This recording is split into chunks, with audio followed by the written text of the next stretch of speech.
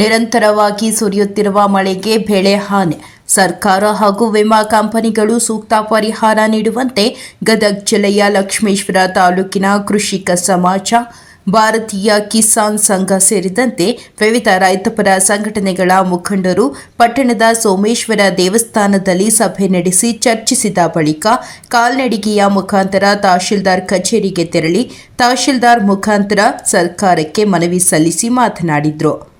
ಈ ಸಮಯದಲ್ಲಿ ಮುಖಂಡರು, ರೈತರು ಇದ್ದರು. ವರದಿ ವೀರಣ್ಣ ಹಡಪದ, ಪ್ರಜಾಪವರ್ ಟಿವಿ, ಲಕ್ಷ್ಮೇಶ್ವರ. ಏನು ನಮ್ಮ ವ್ಯಾಪ್ತಿಗೆ ಅನುಗುಣವಾಗಿ ಎಲ್ಲ ಬೆಳೆಗಳು ಸಂಪೂರ್ಣ ಈ ಸತತವಾದ ಸುಮಾರು 12ರಿಂದ 13 ದಿವಸ ಆಯ್ತು ಇವತ್ತು ಮಳೆ ಸ್ಟಾರ್ಟ್ ಆಗಿ. ಬಿತ್ತನೆ ಕಾಲದಿಂದ ಹಿಡ್ಕೊಂಡು ಇಲ್ಲಿವರೆಗೆ ಸಹಿತ ಮಳೆ ಮಳೆ ಮಳೆ ಮಳೆ ಅನ್ಕೊಂತ ನಾವು ಬಂದ್ವಿ. ಆದರೂ ಸಹಿತ ಇವತ್ತಲ್ಲ ಪರಿಸ್ಥಿತಿಗೆ ಸಂಪೂರ್ಣ ಕಟಾವು ಬಂದಂಥ ಹೆಸರು ಬೆಳೆ ಆಗಿರ್ಬೋದು, ಗುರಳಿ ಬೆಳೆ ಆಗಿರ್ಬೋದು, ಎಲ್ಲ ಸಂಪೂರ್ಣ ಹಾಳಾಗಿ ಇವತ್ತು ಮಳೆ ಸಾಕಷ್ಟು ಆ ಬೆಳೆ ಚಲೋ ಐತೆ ಅಂತೇಳಿ ಬೆಳೆ ಒಂದು ಸಂದರ್ಭದಲ್ಲಿ ಕೆಲವೊಂದಷ್ಟು ಕೀಡಿಗಳ ಹಾವಳಿಗೆ ಸಾಕಷ್ಟು ನಾವು ರಾಸಾಯನಿಕ ಕ್ರಿಮಿನಾಶಕಗಳನ್ನು ಬಳಸಿ ಸಾಕಷ್ಟು ಹಣ ಖರ್ಚು ಮಾಡಿದ್ವಿ. ಆದರೂ ಸಹಿತ ಅದು ಸಹಿತ ಲುಕ್ಷಣ ಆಯ್ತು. ಮತ್ತು ರೈತಗೆ ಅವತ್ತು ಬೆಳೆನೇ ಇಲ್ಲ, ಒಂದು ಆದಾಯನೇ ಇಲ್ಲ ಅಂತಂದ್ರೆ ರೈತ ಪೂರ್ತಿ ಅವನತಿ ಸ್ಥಿತಿ ಒಳಗೆ ನಮ್ಮದು ಪರಿಸ್ಥಿತಿ ಆಗೈತಿ ರೈತ ಸಂಕುಲ.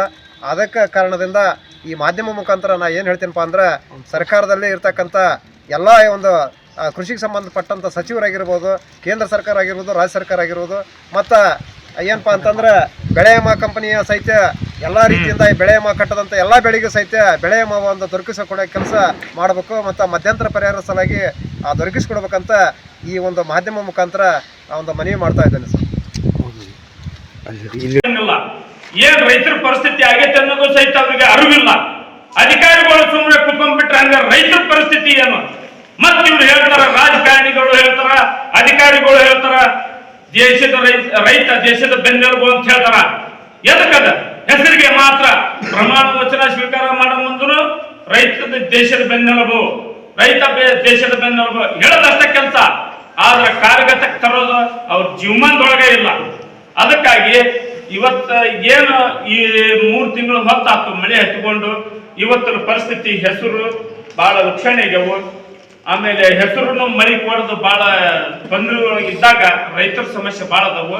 ಅದಕ್ಕೆ ಮಾಧ್ಯಮದವರು ಇದನ್ನೆಲ್ಲ ನೋಡ್ಕೊಂಡು ಇದನ್ನೆಲ್ಲ ಅಧಿಕಾರಿಗಳಿಗಾಗ್ಲಿ ಅಥವಾ ರಾಜಕಾರಣಿಗರಾಗ್ಲಿ ನೀವೆಲ್ಲ ಅದನ್ನ ಹಾಕಿ ಅವ್ರಿಗೆ ಎಚ್ಚರಿಕೆ ವಹಿಸ್ಬೇಕಂತ ತಿಳ್ಕೊಳ್ಳ. ಮಳೆಗೆ ನಮ್ಮ ಹೆಸರು ಬೇಳೆ ಈ ರೀತಿಯಾಗಿ ನಾವಿನ್ನೂ ಕಟಾವು ಸತಿ ಮಾಡಿಲ್ಲ, ಅದು ಪೂರ ಮೆಳಿಕೆಯಾಗಿ ಕೈಗೆ ಬಂದು ತುತ್ತು ಬಾಯಿಗೆ ಬಂದಲ್ಲ ಅನ್ನೋ ರೀತಿಯಾಗಿ ನಮ್ಮ ರೈತರ ಪರಿಸ್ಥಿತಿಯಾಗಿದೆ. ನಮ್ಗೆ ಯಾವುದೇ ರೀತಿಯಾದ ಅನುಕೂಲತೆ ಇಲ್ಲ.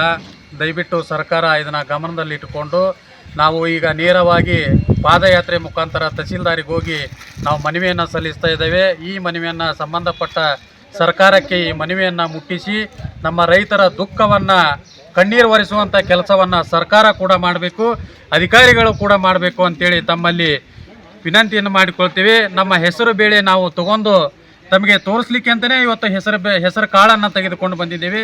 ಹೆಸರು ಬಿತ್ತಿ ಹೊಳ್ಳಿ ತಾನ ಮತ್ತು ಈ ಮಳೆಗೆ ಹೆಸರು ಮೆಳಿಕೆಯನ್ನು ಹೊಡೆಯುವಂಥ ಪರಿಸ್ಥಿತಿ ನಿರ್ಮಾಣವಾಗಿದೆ.